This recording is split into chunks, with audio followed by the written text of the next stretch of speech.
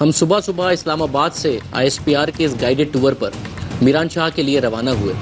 मीरान शाह, जिसे दहशतगर्दों की planning, training, recruitment, suicide jacket की फैक्ट्रीज और सुरंगों का गढ़ कहा जाता है। ये वो गढ़ है जहां से दहशतगर्द अपने सारे ऑपरेशंस प्लान करते थे और एग्जीक्यूशन के ऑर्डर दिया करते थे। जब फौज के हेलीकॉप्टर में हम मीरान शाह के कैंट में उतरे और हमें बताया गया कि आपको गाड़ियों में अब उन जगहों पर लेकर जाया जाएगा जहां पर दहशतगर्दों की सुसाइड फैक्ट्रीज थी, अलकायदा के बेस कैंप्स थे, सुरंगें 2-2 किलोमीटर की बनाई हुई थी। मगर कैंट से निकलते ही जहां मुझे इस बात की खुशी हुई कि पाक फौज ने सारा एरिया दहशतगर्दों से पाक कर दिया है, वहीं मुझे इस बात पर शदीद हैरत हुई रियासत अपने शहरियों के साथ क्या करती रही है। इन पाकिस्तानियों का क्या कसूर था कि रियासत अपनी रिट इतने कम फासले पर दहशतगर्दों के हाथों दे चुकी थी। शहरी रियासत की रिट के ज़ेरे साए नहीं बल्कि दहशतगर्दों की रिट के ज़ेरे साए रह रहे थे।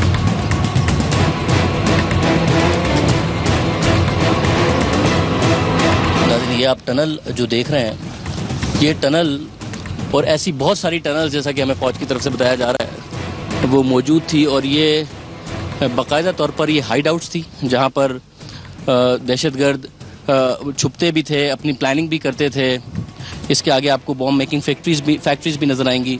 ये एक ऐसी टनल है जिसमें हमें बताया गया है कि आपने दीवारों से बिल्कुल दूर रहना है, कहीं से भी कोई भी आईडी फट सकती है। ये आप इमेजिन कर सकते हैं कि किस किस्म का ये एरिया था।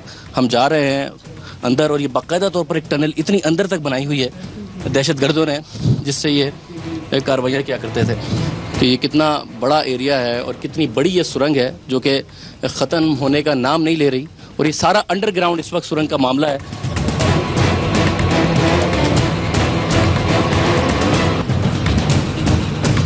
ये आप देख रहे हैं कि कितनी आगे तक ये सुरंग जा रही है और मामला किस हद तक इस सुरंग का।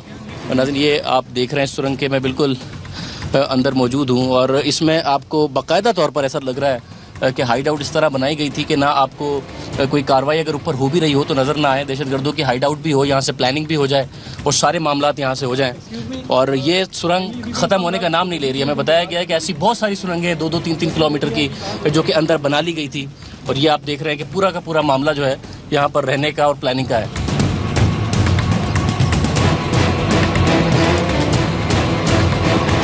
इस सुरंग से मैं बाहर आ गया हूँ और मीरान शाह की गर्मी में एक तो आप बुलेट प्रूफ जैकेट पहन नहीं सकते, चाहे आप कितनी कोशिश कर लें, आपको कितना ही बार बार हिदायत दी जा रही हो, बहुत मुश्किल काम है। और मगर उस गर्मी के बावजूद जो अंदर कमरे थे सुरंग के, मैं बड़ा हैरान हूँ किस तरह से बनाई गई हैं ये सुरंगें हैं कि बड़े ठंडे कमरे थे और बड़ा ठंड का वहाँ पर माहौल था। तो ये आप देखें, ये वो घर है जो कि आपके सामने नज़र आ रहा है। जिस सुरंग में आपको भी दिखा रहा था ये इस घर के अंदर थी, इस घर के नीचे वो सुरंग थी जो कि इतनी लंबी है। और बताया गया कि ऐसी बहुत सारी मल्टीपल सुरंगें हैं और जो कि 2-2 किलोमीटर की हद तक हैं, एक सिरे से दूसरे सिरे तक।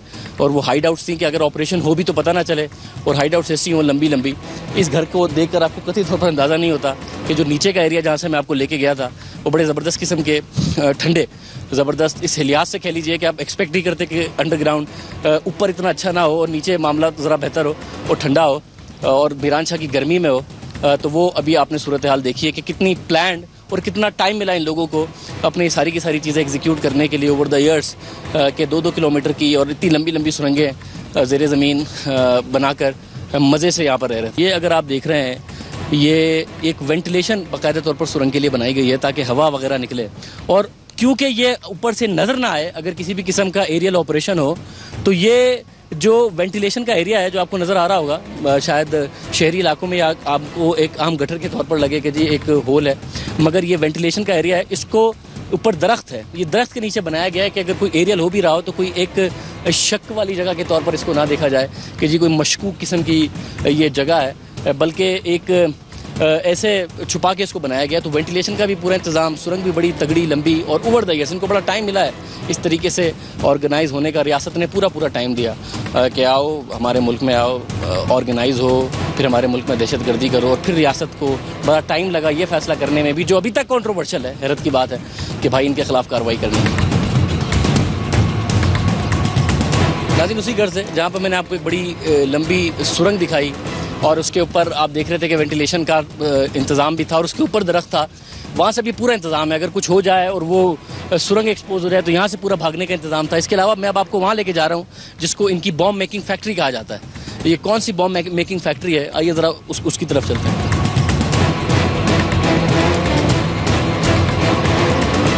ये आप जो जगह देख रहे हैं, ये इनकी बॉम्ब मेकिंग फैक्ट्री में वो जगह है जहाँ पर इनका सारा रॉ मटेरियल पड़ा हुआ है बॉम्ब बनाने के लिए। जो सामान होता है, मुख्तलिफ केमिकल्स होते हैं, वो सारे के सारे यहाँ पर पड़े हुए हैं। और इसके साथ साथ जो गैजेट्स हैं, ये शायद आप एक्सपेक्ट ना करें, आप तवक्का ना करें कि मैं आपको मीरानशाह के इस एरिया में, जहाँ पे मैंने आपको इतनी तगड़ी किस्म की सुरंग दिखाई है, वहाँ पर ये चीज़ें दिखा रहा हूँ, मगर ऐसा ही है। ये आप देखिए, ये सारे के सारे गैजेट्स हैं जो कि दहशतगर्दों के लिए। ये आप बाकायदा तौर पर CDs देखिए, मोटरोला के सेट्स देखिए, अगर IDs हैं तो उनका कनेक्शन भी हो और उसकी एग्जीक्यूशन के लिए कुछ इलेक्ट्रॉनिक का जो सामान होता है वो आप देखिए, इतना सारा इलेक्ट्रॉनिक्स का और जो तार पड़े हुए हैं, ये सारा का सारा दहशतगर्द पीछे छोड़ के भागे हैं, जो कि मिलिट्री ऑपरेशन के बाद यहाँ से रिकवर हुआ। ये आप देख रहे हैं कि किसी भी तरीके से अगर टाइम बॉम्ब बनाना हो तो उसके सारे के सारे हालात मौजूद हैं।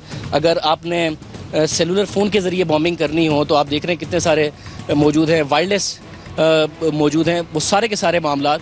और ये आप बड़े सोफिस्टिकेटेड किस्म के, जो शायद आपने कभी अपने कंप्यूटर में इस किस्म के बोर्ड्स देखे हो, वो भी यहाँ पर मौजूद हैं, पूरे प्रोग्रामिंग डिवाइसेस, जो कि इस वक्त हमें फ़ौज की तरफ से दिखाई जा रहे हैं कि जी ये एरिया से हमने रिकवर किए हैं। और वायरलेस आप देख रहे हैं कि काफ़ी सारे मोटरोला के सेट्स मौजूद हैं।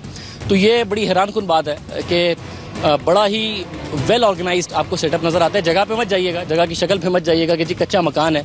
उस कच्चे मकान के नीचे जो सुरंग का हाल है वो हमने आपको दिखा दिया।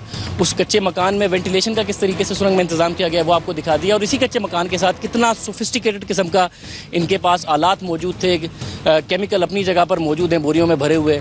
और फिर साथ साथ ये आप देख रहे हैं कि इलेक्ट्रॉनिक के कितने सोफिस्टिकेटेड गैजेट्स मौजूद हैं जिससे ये IDs बनाते थे। और इतनी IDs हैं कि हमें बताया गया है कि पता नहीं कि 25 टन के आसपास IDs मौजूद हैं जिनको क्लियर करने की कोशिश की जा रही है, और जिससे ऑपरेशन स्लो होता है। जब आप अगर वो खुद लड़ रहे हो दहशतगर्द, तो उससे शायद मामला इतना स्लो ना हो, क्योंकि ज़ाहिर है फोर्सेज होती हैं, तेज़ी से इलाका क्लियर करती हैं। मगर अगर जगह जगह IDs लगी हो तो दहशतगर्दों को आगे भागने का और पीछे से फिर फोर्सेज को, क्योंकि अपनी टेक्निकल टीम साथ लेके चलनी पड़ती है, IDs को क्लियर करना पड़ता है, वो टाइम ज़्यादा लग जाता है।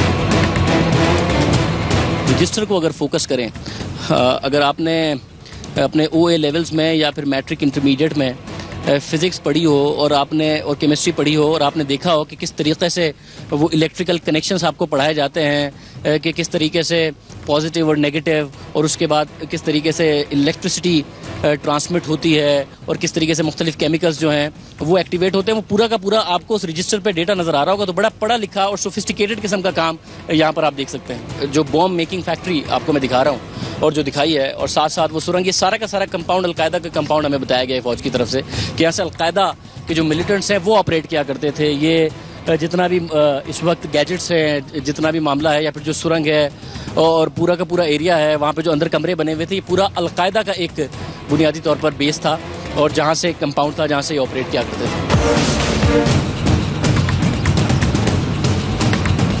नाज़रीन, मैंने आपको जो दिखाया वो हमें बताया गया फ़ौज की तरफ से कि ये अलकायदा का बेस था और ये सारा का सारा अलकायदा का कंपाउंड था। अब जो सवाल मेरे जहन में पैदा हो रहे हैं, उससे पहले कि मैं आपको मज़ीद एरियाज़ में लेके जा रहा हूँ, सवाल ये पैदा हो रहा है कि ये कहीं दोबारा तो अलकायदा का कैंप नहीं बन जाएगा। ऑपरेशन तो बड़े हुए हैं हमारी हिस्ट्री में, तो ये हतमी ऑपरेशन है या नहीं, और ये कहीं दोबारा तो अलकायदा और उज़्बेक मिलिटेंट्स यहाँ पर नहीं आ रहे होंगे। ये सारे के सारे सवालात अभी तक अपनी जगह पर हैं, और इसका जवाब मैं जो ब्रीफिंग होगी हम कोशिश करेंगे कि उसमें हमें मिले कि रियासत इस दफ़ा कितनी सीरियस है कि यहाँ अब अगर वापस आएंगे तो वज़ीरिस्तान के रिहायशी ही आएंगे और कोई दहशतगर्द वापस नहीं आएगा। ये वाला मामला अभी क्लियर होना रह गया है। तो मैं ज़रा आपको मज़ीद एरियाज़ की तरफ लेके जा रहा हूँ। रियासत अपनी रिट किसी जगह पर ख़त्म कर दे और वो रिट के पर कोई और काबिज़ हो जाए और फिर बहुत लंबे अरसे के लिए हो जाए, और इस तरीके से हो जाए कि पहले शायद अपने कुछ लोग हों और फिर बैरूनी ममालिक के लोग भी आके वहाँ पर रहने लगे। जैसा कि हमें बताया गया था कि अलकायदा का बेस कैंप था, उज़्बेक यहाँ पर रहते थे। तो फिर आपको ये नज़र आता है कि रियासत अपनी रिट कायम करके भी थोड़ी खौफजदा रहती है, या फिर उसको ये खौफजदा का लफ्ज़ ना भी हो तो रियासत को ये डर रहता है कि दहशतगर्द कार्रवाई करेंगे।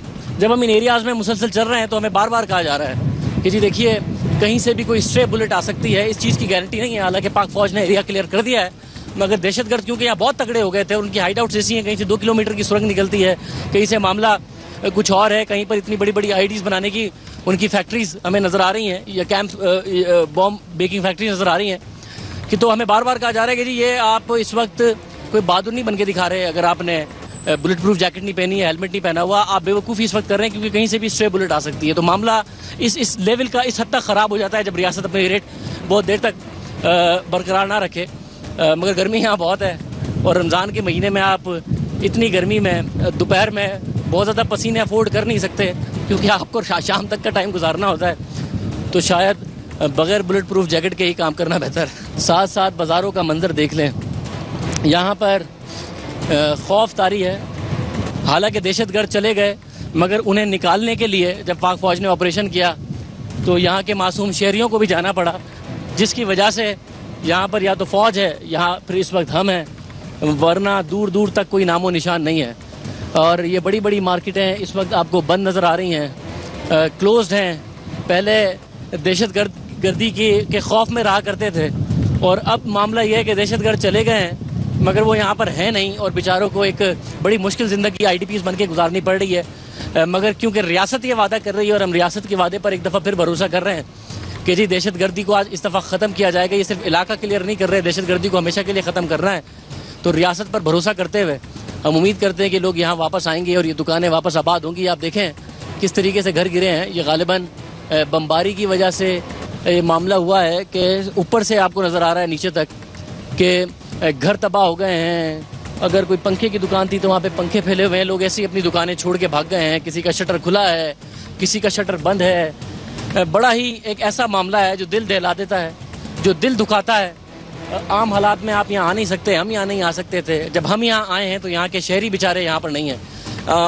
ये ऐसा वक्त हो कि हम भी यहाँ आएँ और शहरी भी हों और ये दुकानें भी खुली हों, लोग आसानी से ज़िंदगी गुजार रहे हों। ये दुआ है और ये उम्मीद है कि रियासत इस दफ़ा संजीदगी का सबूत देगी। आइए ज़रा मैं आपको मज़ीद एरियाज़ दिखाता हूँ।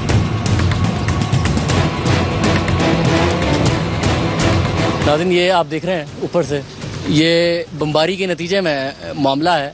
मगर अब इसके अलावा क्योंकि गालिबन कोई ऑप्शन भी नहीं रह गया था, मैं आपको फिर बताता चलूँ, जब रियासत 30-30 साल मैस अराउंड करती है, दहशतगर्द कभी पालती है, कभी उन्हें छोड़ती है, कभी मुजाहिदीन के नाम पर, कभी तालिबान के नाम पर, कभी ऑपरेशन और कभी डायलॉग के बहाने करती है, तो ये हाल होता है जो आप देख रहे हैं। फिर रियासत को अपने इलाकों में ही आने के लिए जेट तैयारों से बमबारी करनी पड़ती है और इस तरीके से शहरियों के मकान गिराने पड़ते हैं। मगर इसके अलावा क्योंकि कोई चारा नहीं था और पाक फ़ौज ने ऑपरेशन लॉन्च किया और पूरी कौम पाक फ़ौज के साथ खड़ी हुई है, मगर हम साथ साथ ये उम्मीद करते हैं कि हमारे फ़ौजियों की, और ये आसान नहीं है यहाँ रहना। मैं मीरान शाह के बाज़ारों में इस वक्त चल रहा हूँ और मैं फिर कह रहा हूँ कि मुझे तकलीफ़ इस बात की हो रही है कि मैं मीरान शाह के बाज़ारों में मीरान शाह के शहरियों के साथ नहीं चल रहा। मैं मीरान शाह के बाज़ारों में, जब मीरान शाह के शहरी चलते थे तो दहशतगर्दों के खौफ के तले चलते थे, और मीरान शाह के बाज़ारों में आज हम चल रहे हैं और शहरी हमारे साथ नहीं है। नाज़रीन, इस वक्त मैं गुल पे खैल मस्जिद की बेसमेंट में आ गया हूँ, और ये मस्जिद बड़ी इम्पॉर्टेंट है दहशतगर्दों के पॉइंट ऑफ व्यू से, और फ़ौज के पॉइंट ऑफ व्यू से इसलिए अहम है कि इसका कंट्रोल किया गया है। रियासत पाकिस्तान के लिए इसलिए अहम है क्योंकि यहाँ पर आपको इतना कुछ देखने को मिलता है। मैं सबसे पहले आपको बेसमेंट से शुरू कर रहा हूँ, और इस बेसमेंट में ये वो हुजरे हैं जहाँ पर खुदकश हमला आवरों को, जब वो ट्रेन हो जाते थे बच्चे और उनकी ब्रेन स्टॉर्मिंग हो जाती थी, उनकी ब्रेन वॉशिंग हो जाती थी, तो यहाँ पर उनको अमीरों के साथ रखा जाता था और उनकी और ज़्यादा ब्रेन वॉशिंग की जाती थी हमले से पहले। वो जो सुसाइड अटैकर्स हुआ करते थे, ये मुख्तलिफ हुजरे हैं और मैं आपको इनमें से बहुत सारे हुजरे दिखाऊंगा। इन हुजरों में अमीरों के साथ उन्हें रखा जाता था, और ये देखिए आप ऊपर कि शहादत के हवाले से लिखा हुआ है कि शहादत एक ऐसी चीज़ है जिसकी तमन्ना हुज़ूर सल्लल्लाहु अलैहि वसल्लम ने की। शहादत एक ऐसा खेल है जिसमें जान की बाजी लगाना पड़ती है। शहादत एक चिराग है जो सिर्फ खून से जलता है। शहादत एक रोशनी है जो सिर्फ परवानों को मिलती है। शहादत एक ऐसी रात है जो सीधा जन्नत में जाता है। शहादत एक ऐसा रास्ता है जो सीधा जन्नत में जाता है। शहादत एक फूल है जो मुक़द्दर वाले इंसानों को मिलता है। शहादत एक ऐसा मकाम है जिससे इंसान अल्लाह का महबूब बन जाता है। शहादत एक ऐसा परिंदा है जो जिहाद के मैदान में उड़ता है, इसको पकड़ने के लिए खून का जाल लगाना पड़ता है। शहादत एक ऐसा पौधा है जिसे सिर्फ खून का पानी दिया जा सकता है। पूरा लिटरेचर है ना। ये खुदकश जो बम्बार होते थे, जो ब्रेन वॉशिंग करके बेचारों की, और उसके बाद ये मुख्तलिफ हुजरे हैं जिसमें उनको अमीरों के साथ रखा जाता था। चले मैं टच कोई चीज़ नहीं कर रहा हूँ, आप इस बात की बिल्कुल ना परवाह कीजिए। हमें बताया गया कि इस मस्जिद के बेसमेंट में सुसाइड बॉम्बर्स की ट्रेनिंग होती है। हमें यह भी बताया गया, और वो एरियाज अब आप साथ साथ देख भी रहे हैं, कि जो लोग सारे पाकिस्तान से किडनैप होकर यहाँ आते थे उनके लिए मीडिया हाउस यहीं बनाया गया था। आप लाइटिंग देख सकते हैं, आप फैक्स मशीन देख सकते हैं, आप वो एरियाज देख सकते हैं जहाँ पर उन लोगों के इंटरव्यूज किए जाते थे जो अगवा करके यहाँ लाए जाते थे। हमें यह भी बताया गया यहीं से सारे ऑपरेशंस प्लान किए जाते थे और दहशतगर्दी की कार्रवाइयाँ प्लान की जाती थी। यहाँ पर बहुत सारे ऐसे एरियाज भी हैं जिनमें AC लगा हुआ है, बड़े परफेक्ट हैं, मगर शायद आम आंख उनको देख ना पाती अगर ऑपरेशन के बाद फौज उन एरियाज को क्लियर करके हमारे सामने ना लाती। इसमें सबसे इंटरेस्टिंग चीज़ आप जो देख रहे हैं वो ये है, मैं आपको पूरा अंदर से दिखा के आया हूँ कि ये बुक शेल्फ बनाया हुआ है कि जिस पे बुक रख दें और कोई अंदाज़ा भी नहीं लगा सकता कि इसके अंदर इतना सारा एरिया जो मैंने आपको दिखाया था, रिकॉर्डिंग रूम्स और प्रिंटर्स और वो सारे के सारे मामला दिखाए थे।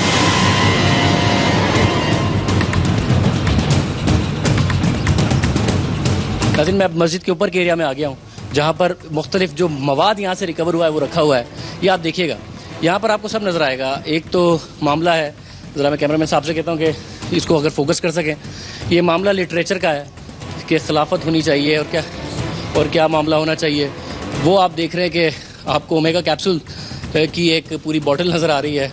साथ साथ आप देख रहे हैं तहरीक तालिबान पाकिस्तान का एक पूरा लिखा हुआ नज़र आ रहा है और पाकिस्तान के लिए जो कुछ चीज़ें लिखी हुई हैं जो मुझ में हिम्मत नहीं है कि मैं अपने मुँह से कह सकूँ।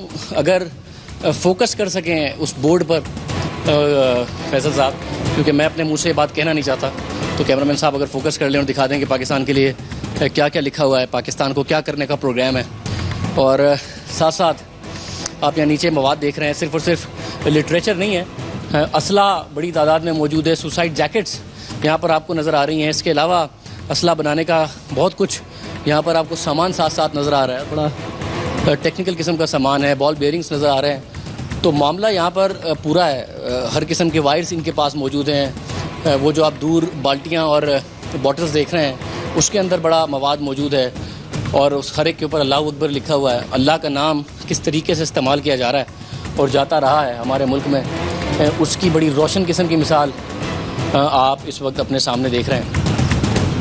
तो गालिबन एक वेइंग मशीन भी है जिसमें वज़न करने का भी इंतज़ाम मौजूद है और साथ साथ मच्छर मारने की अद्वियात से लेके इंसान मारने की वो अद्वियात जिनसे बम बनाया जा सके, वो सारी की सारी इस वक्त आपको इस पूरे के पूरे मामले में नज़र आ रही हैं। समत बॉन्ड मौजूद है, वो आप जानते हैं कि किस के लिए इस्तेमाल होती है। वहाँ पर आप देखें बड़े ज़रा सोफिस्टिकेटेड से कुछ हालात हैं जिनसे IEDs बनाई जा सकें, बॉम्ब बनाए जा सकें। ये आप देख रहे हैं बॉल बियरिंग्स। सुसाइड जैकेट्स में ये ख़ास तौर से इस्तेमाल होते हैं ताकि जो सिर्फ और सिर्फ फटने से लोग ना मरें, जब ये बॉल बेयरिंग्स फैलें तो इनकी वजह से भी लोगों की शहादतें हों। और सुसाइड जैकेट्स जिनमें सारा का सारा मवाद लपेटा जाता है वो भी आप देख रहे हैं। और कुछ सुसाइड जैकेट्स ऐसी भी हैं जिनमें मवाद लगा हुआ है।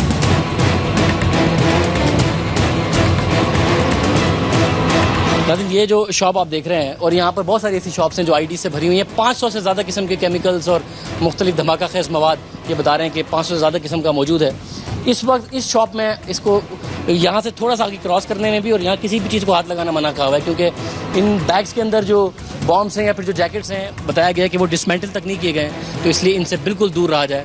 और भी ऐसे बहुत सारी चीज़ें मैं आपको और दिखाता हूँ।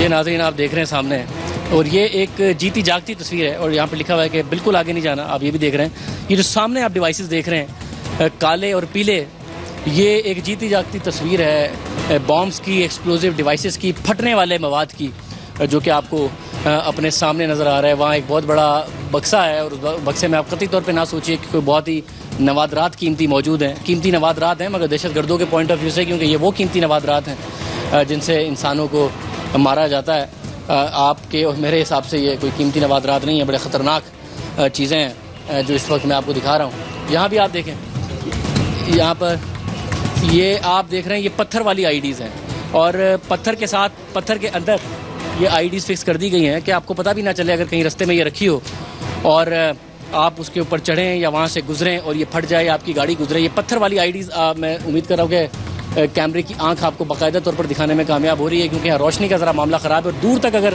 देख सकते हैं आप तो कितने सारे सामने वो बॉम्ब बनाने के आलात और उसके अंदर ये देख रहे हैं, और कितना सारा केमिकल्स यहाँ पर पड़ा हुआ है। अगर ये आप साथ साथ देख पा रहे हैं, इधर और आ जाइए।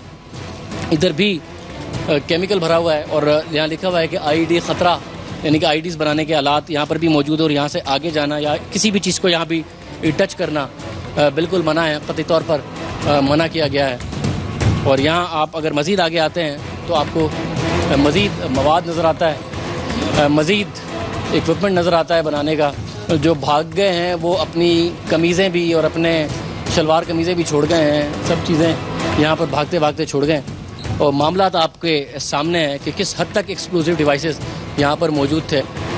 जवान मौजूद है हमारे जी, ख़तरा बड़ा है, हमें करीब भी नहीं जाने दिया जा रहा। अगर हमारे ये जो जवान हैं आपको देख रहे हैं, ये सुबह शाम यहाँ पर मौजूद होते हैं आपकी और मेरी हिफाजत के लिए। मैं पहले भी कह चुका हूँ कि इनकी माओ को भी अपने बच्चों से उतना ही प्यार है जितनी आपकी और मेरी माँ को है। इनकी माँ को, इनकी बहनों को भी इनसे इतना ही प्यार है जितनी आपकी और मेरी बहन को है। इनकी बीवी को भी उतना ही प्यार होगा जितनी आपकी बीवियों को है। इनके बच्चों को भी इतना ही प्यार होगा जितना आपके बच्चों को है। मगर ये यहाँ पर मौजूद हैं, सुबह शाम दिन रात मौजूद हैं। हम यहाँ आए हैं, एक खौफ का आलम है, करीब नहीं आने दिया जा रहा। यहाँ के लोग चले गए ITPs बन के, मगर ये हमारे जवान हैं जो यहाँ पर खड़े हैं। सर फख्र है मैं आप पे। पुत्र हटाते नहीं बिक जे, ए पुत्र हटाते नहीं बिक जे, ही लबनी विच बाजार पुड़े।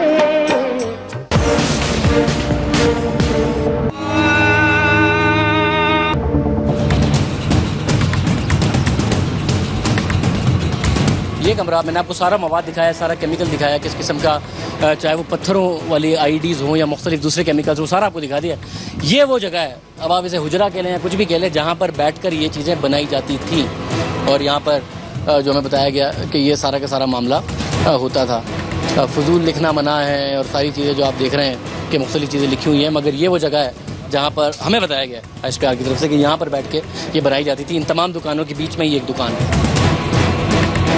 नाज़रीन, मैं शॉप में आई गया हूँ, मैं मजबूर हुआ हूँ यहाँ का देख के। ये आप देख रहे हैं कि एंटी टैंक माइंस हैं जो कि टैंक को हिलाने की और तबाह करने की सलाहियत रखती हैं। यहाँ तक इनके पास असला मौजूद था। एंटी टैंक माइंस मौजूद हैं। ये आप देख रहे हैं कि जो RPGs मौजूद हैं जो कि रॉकेट्स हैं, लॉन्चर से फायर होने वाले, और लॉन्चर्स भी मौजूद हैं, साथ साथ रॉकेट भी मौजूद हैं। तो टैंक को हिलाने का, जहाज़ गिराने का, हेलीकॉप्टर को गिराने का सारा का सारा असला इनके पास मौजूद था, जिसमें से मैं उम्मीद करता हूँ सारा ही छोड़ गए हों। ऐसा ना हुआ हो कि बहुत सारा ले गए हों और जो ना ले जा सके हों वो छोड़ गए हों। ऑपरेशन से पहले ये टेररिस्ट के अंडर में ही होता था और कुछ अर्से पहले यहाँ पर धड़ाधड़ IDs बना करती थी जो फ़ौज के मुताबिक और नुकसान पहुँचाने के लिए इस्तेमाल हुआ करती थी। लेकिन वो छोटी IDs आपने मुलाहिज़ा की। और ये जो मैं अब आपको चीज़ दिखाने लगा हूँ, जहाँ पर इन्हें कहीं पे भी अपनी गाड़ी एक्सप्लोड करनी होती थी, तो उन गाड़ी में ये अंदर इनके बताया गया कि बारूद मुकम्मल तौर पर भरा हुआ है। तो ये इस्तेमाल किया जाता था गाड़ी में, ये फिट करके। ये आप सिलेंडर्स देख रहे हैं जिनके अंदर पूरा मवाद भरा होता था और फिर उस गाड़ी को एक्सप्लोड किया जाता था किसी भी मकाम पर। आपने बहुत सारे वाक़यात देखे होंगे जहाँ पर तेज़ चलती हुई गाड़ी आई और इमारत से टकराई है, किसी भी बिल्डिंग से टकराई है, किसी भी दूसरी गाड़ी से टकराई और फट गई। तो इसकी ज़िंदा मिसाल आप देख लीजिए कि इन सिलेंडर्स में मवाद भर के ये जो है ये गाड़ियों के लिए जो IDs हैं वो बनाई जाती थी और फिर मुख्तलिफ यहाँ से जाती थी गाड़ियों में लोड होके या फिर गाड़ियों में फ़िक्स होके और फिर मुल्क के दूसरे एरियाज़ में इनसे कार्रवाई की जाती है। आप दूसरी वहाँ पर भी मौजूद हैं। और ये भी बताता चलूँ कि 4 तारीख को एरिया क्लियर हुआ है। उससे पहले, ऑपरेशन से पहले यहाँ पर बकौल जो हमें बताया गया कि धड़ाधड़ IDs बनती थी, पूरे मुल्क में सप्लाई की जाती थी तबाही फैलाने के लिए। ये साथ साथ मैं आपको लिटरेचर भी दिखाता चलूँ। ये आप ड्राइंग्स देख रहे हैं कि किस तरीके से इलेक्ट्रिक सर्किट बना के उसको एक्सप्लोड करने की आपको नज़र आ रही होगी। ये आप देख रहे हैं। अब उसमें अहम बात यह है कि ये किस मुल्क के टेररिस्ट थे, क्योंकि जो सारा ये लिटरेचर जो आप देख रहे हैं ये उर्दू में था, जिसमें आपको लिखा है रॉकेट के सफ़र का दौरानिया कितना होगा, हदफ की रफ्तार मल्टीप्लाइड बाय रॉकेट के सफ़र का दौरानिया, उसको मज़ीद मल्टीप्लाई किया हुआ है हदफ के सफ़र का जाविया। सारी की सारी कैलकुलेशंस बड़ी फिक्स करके कि अगर रॉकेट किसी हदफ पे मारना है तो हदफ की रफ्तार क्या, रॉकेट की रफ्तार क्या, हदफ का जाविया क्या, वो सारी की सारी बातें ये आप देख रहे हैं। क़ुव्वत के एतबार से पोस्टर की तरतीब और ये आपको सामने नज़र, ये भी उर्दू में है और ये भी उर्दू में है, ये भी। तो ये हमारे अपने जो मुल्क के, क्योंकि उज़्बेक ताजिक को तो उर्दू नहीं आती होगी या फिर अगर इतने अरसे में सीखे हैं तो मुझे नहीं पता, मगर ये जो है ये माशाल्लाह यहाँ पर जो गढ़ है वो किस किस्म के टेररिस्ट का था, उसमें हमारे कितने अपने लोग मौजूद थे, उसकी भी बड़ी जिंदा मिसाल यहाँ से सामने नजर आती है। नाज़रीन, अब मैं जिस एरिया में आ गया हूँ और मैं उम्मीद कर रहा हूँ कि कैमरामैन साहब आपको साथ साथ दिखाएंगे, ये वो असला है जो कि मिरानशाह में ऑपरेशन के दौरान पकड़ा गया है और हमें जो बताया गया है वो यही कि दहशतगर्दों से पकड़ा गया है। और ये आप साथ साथ देखिए, इसमें जो रॉकेट्स हैं उसके लॉन्चर भी मौजूद हैं आम गन्स के साथ साथ। साथ साथ आप देख रहे हैं कि बड़े सोफिस्टिकेटेड से असले भी साथ साथ मौजूद हैं, मशीन गनें भी इनके पास हैं, स्नाइपर्स भी, शॉट्स के लिए भी इनके पास बड़ी अच्छी गन्स मौजूद हैं, एंटी एयरक्राफ्ट गन्स भी इनके पास मौजूद हैं और बड़ी तगड़ी वाली मौजूद हैं। ये आप साथ साथ देख रहे हैं, रॉकेट्स हों, रॉकेट्स के लॉन्चर्स हों, गन्स हों, एंटी एयरक्राफ्ट गन्स हों। फिर आप साथ साथ अब आपको नज़र आएगा आईडीज़ बनाने का इक्विपमेंट यहाँ पर भी मौजूद है। इस उल्टे लेफ़्ट वाले कमरे के बारे में कहा जाता है कि एक बर्मीज़ नेशनल था जो इनका बड़ा लीडर था और वो इस सारे की सारी कार्रवाइयों का माहिर था, वो इसमें रहा करता था। ये आप देख रहे हैं दूरबीनें मौजूद हैं यहाँ पर इनके ऑपरेशंस के लिए। ये मुख्तलिफ सिग्नल के डिवाइसेस हैं एक दूसरे से कम्युनिकेशन करने के लिए, जो कि आप देख रहे हैं वायरलेस के साथ साथ उनके जो कम्युनिकेटिंग डिवाइसेस हैं वो भी छोड़ गए। इनकी शक्लों को देख के मुझे लग रहा है कि शायद जो उनके ख़राब हो गए थे उन्हें छोड़ गए। और मगर अहम बात यह है कि अब वो भाग गए हैं और भागने के बाद क्योंकि रूपोश होंगे तो आहिस्ता आहिस्ता उनकी जो वायरलेस की बैटरीज़ हैं वो तो 1-1.5-2 दिन में ख़त्म हो जाती हैं और उसके बाद उनको रिचार्ज करने की अगर उनके पास फैसिलिटीज़ नहीं होंगी तो वो कम्युनिकेशन जो है वो टूट जाएगी। ये भी आप साथ साथ देख रहे हैं। और नाज़रीन, इस इक्विपमेंट को देख के आपको अंदाज़ा एक बात का हो रहा होगा कि ये वो इक्विपमेंट है जो कि इन्होंने गालिबन अपनी मुख्तलिफ कार्रवाइयों में फ़ौज से ही कैप्चर किया था और फ़ौज ने फिर रिकैप्चर किया है। इस इक्विपमेंट को आप देख के अंदाज़ा लगा सकते हैं कि जो फ़ौज से मुख्तलिफ कार्रवाइयों में और मुख्तलिफ जो एम्बुश किया करते थे उसमें जो फ़ौज के ख़िलाफ़ कार्रवाइयों में इन्होंने फ़ौज का इक्विपमेंट लिया था उसको वापस फ़ौज ने इस ऑपरेशन के ज़रिए किया है। ये आप इनकी जो प्रोपेगेंडा की मुख्तलिफ CDs हैं वो देख रहे हैं, साथ साथ लिटरेचर आपको नज़र आ रहा है। और ये आप फॉरेन करेंसी इस वक्त देख रहे हैं, ये कोई 10 करोड़ के करीब बताया गया है कि फ़ॉरेन करेंसी है। और ज़रा कहाँ की ये तो आप देख रहे हैं कि अफ़गानिस्तान की करेंसी आपको सामने नज़र आ रही है। और इतने सारे ये पैसे हैं जो कि इस वक्त इनसे लिए गए हैं, कोई 10 करोड़ के करीब अफ़गान करेंसी का मुझे जो बताया गया है कि नंबर है। ये आप मुख्तलिफ गन्स के मैगज़ीन्स देख रहे हैं, बड़ी बुलेट्स आपको वहाँ पर सामने साथ साथ नज़र आ रही हैं। ये वो असला है जो पकड़ा गया है। ये आप फिर देख सकते हैं, हेलमेट वगैरह को देख के आपको एहसास होगा कि कुछ चीज़ें जो फ़ौज से कन्फिस्केट की गई थी वो दोबारा फ़ौज ने इस ऑपरेशन के ज़रिए हासिल की हैं। ये आप देख रहे हैं कि बहुत सारी वैरायटी की आपको बुलेट्स नज़र आ रही हैं। बॉल बेयरिंग्स आप देख रहे हैं ताकि जो सुसाइड जैकेट्स हैं उनमें इस्तेमाल किए जा सकें। बुलेट हर क्वालिटी की, हर टॉप क्वालिटी की आप देख रहे हैं। कुछ अपनी है हमारी जो कि मैं फिर कह रहा हूँ कि वापस इनसे बरामद की गई हैं। ये आप देख रहे हैं, ये लाइन की लाइन है मशीन गन की जो कि इनके पास हुआ करती थी, वो सारा का सारा मामला रिकवर किया गया है। तो अच्छे खासे तगड़े हो गए थे। और वो अगर आप शॉप में देख सकें हमारे सिपाही के पीछे तो आपको रॉकेट्स भी दिख रहे होंगे लॉन्चर के साथ साथ, और वो मामला आपको वहाँ पे अलकायदा का एविडेंस है इसके बीच में। और मैंने आपको एक शॉप दिखाई जिसको अलकायदा शॉप कहा जाता है मीरानशाह बाजार में, and it is being run by those representatives और the members of al Qaeda, and they sell all sensitive military oriented kind of gadgetry and which is used for enhancing their range for communication, enhancing their the efficacy of their IEDs, and some research and development with reference to the manufacturing of the future generation of the IEDs and all that and all that. नाज़रीन, major general Zafar Khan जो कि इस वक्त command कर रहे हैं इस operation को, और उनके साथ DG ISPR major general Asim Bajwa ने मीडिया को ब्रीफिंग दी और उनसे सवालात किए गए कि शुमाली वज़ीरिस्तान, जनूबी वज़ीरिस्तान एक ज़माने में बड़े पुरअमन थे, फिर ये सारे दहशतगर्द आए और जगह जगह के मुल्कों के आए, तो क्या दोबारा सिर्फ और सिर्फ शुमाली वज़ीरिस्तान और जनूबी वज़ीरिस्तान के लोगों को यहाँ पर रहने की इजाज़त दी जाएगी या दूसरे इलाकों के भी लोगों को? तो इसका क्या जवाब दिया गया, ये ज़रा सुनिए। जी ये बिल्कुल ये वो लेसन्स हैं जो रियासत सीख चुकी है। यहाँ पर कोई नॉन लोकल्स को वापस नहीं आने दिया जाएगा और मेरा ख्याल है रियासत से ज्यादा यहाँ के जो लोकल्स हैं, जो बहादुर कबायली हैं, वो भी ये सबक सीख चुके हैं।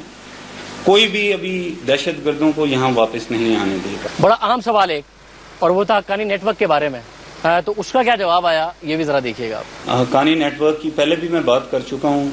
जब इतना क्लियर मैंडेट दिया गया है कि तमाम लोकल और गैर मुल्की दहशतगर्दों को ख़त्म करना है, इंस्ट्रक्शंस ऑर्डर्स बड़े क्लियर हैं कि तमाम दहशतगर्द वो मुल्की हों या गैर मुल्की, उनको यहाँ से ख़त्म किया जाएगा, उनकी पनाहगाहें भी ख़त्म की जाएंगी। जब ये सवाल किया गया कि दहशतगर्द तो भाग गए मगर वो अपनी लाशें उनकी कहाँ हैं जो मारे गए, तो उसका जवाब क्या दिया गया वो जरा देखिए। हम इस वक्त तलवारों के ज़माने की लड़ाई नहीं लड़ रहे जिसके बीच में सर काट दिया, बॉडी पड़ी हुई है और आके दिखा दें कि जी इतने हमने सोल्जर मार दिए। क्या आप ये एक्सपेक्ट करते हैं कि जो हमारी फौज की कैजुअल्टीज हो रही हैं वो आप टेररिस्ट से रिकवर करके लाएंगे? नहीं करते ना, हम अपनी कैजुअल्टीज खुद उठाते हैं। इसी तरीके से वो भी अपनी कैजुअल्टीज खुद उठाते हैं। जब ये एंगेजमेंट होती है, there is a stand off in this. ये हैंड टू हैंड फाइट नहीं होती, तलवार की लड़ाई नहीं है ये। There are very sophisticated weapons that are used in this. Therefore it will be again a conjecture, और ये एक इल फाउंडेड एक्सप्रेशन होगा अगर मैं ये कहूं कि हाँ जी हमने इतने वो कर दिए। Yes, there is a professional assessment, and professional assessment is aided by the instruments that we have, instruments of interception of communications, and when we say that it is about 400 plus, it is based on those things. नाज़रीन, एक सवाल किया गया कि पाकिस्तान की बड़ी stated position है कि दहशतगर्दों को बैरून मुल्क से असला फराम किया जाता है और साजिश होती है पाकिस्तान के खिलाफ, तो क्या उसके भी ट्रेसेस मिले हैं दहशतगर्दों की डेड बॉडीज के साथ साथ? इसका क्या जवाब आया ये जरा देखिएगा। देखिए जी, इंस्ट्रूमेंट्स अभी आप खुद भी जाके देखेंगे, सारे का सारा तो पाकिस्तान में नहीं बनता। अब आप उसको ये कहना शुरू कर दें कि जी वो फॉरेन से असिस्टेंस मिल रही है या एक फॉरेन का चीज यूज हो रहा है तो वो असिस्टेंस के बगैर यूज हो रहा है। It is up to you to understand that. For me as a ground commander, the guy is with something that is with which he is hitting me, and I am hitting him back, regardless of who is supporting him and who is not supporting him.